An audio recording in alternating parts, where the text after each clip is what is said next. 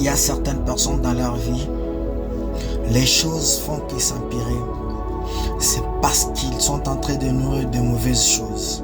Parce qu'ils sont en train de nourrir ce qu'il ne fallait pas nourrir. C'est qu'il y a des gens qui nourrissent la peur dans leur vie.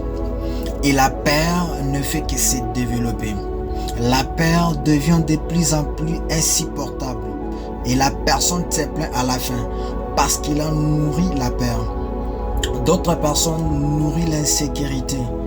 Donc quand ils pensent, il ne fait qu'alimenter une certaine insécurité dans sa vie. Et l'insécurité fait pareil.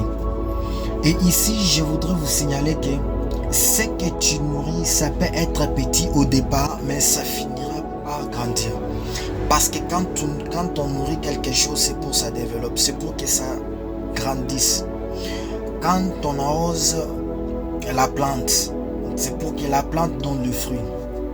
Oh, tu sais, au début, la plante peut être négligeable, petit, mais avec le temps, cette plante peut produire du fruit.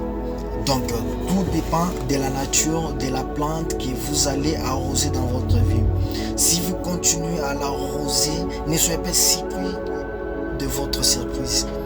Alors, tout dépend de quel type de plante que vous arrosez. Si vous arrosez la peur va grandir. Si vous arrosez l'inquiétude va grandir. Si vous arrosez la haine va grandir.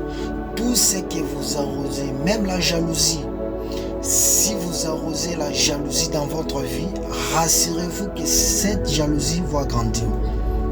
Aujourd'hui, ça peut être petit, négligeable. Ça fait quoi? C'est juste que normal que je puisse avoir un peu de jalousie pour mon mari, un peu de jalousie pour ma femme. Ok, c'est normal. Mais n'oublie pas, ce que tu nourris finit par grandir. Un jour, cette jalousie va prendre une dimension très grande dans la vie. Je connais, il y a des femmes, elle est tellement jalouse parce que la jalousie a grandi. Elle commence à produire du fruit. Et du coup, elle met son mari à l'aise. Ne nourris pas quelque chose de mauvais. Ne nourris pas ce qui est négatif dans ta vie. Ça risque de se retourner contre toi un jour. Alors, bien au contraire, c'est aussi vice versa. Si tu nourris les choses spirituelles, tu gagneras aussi des bénéfices spirituels. Si tu nourris ta foi, tu auras que la foi va t'apporter les choses qu'on espère et une démonstration de celles qu'on ne voit pas. Si je nourris ma foi, je verrai les résultats de ma foi. Est-ce que tu nourris réellement ta foi? Parce que ce que tu nourris te nourrira aussi.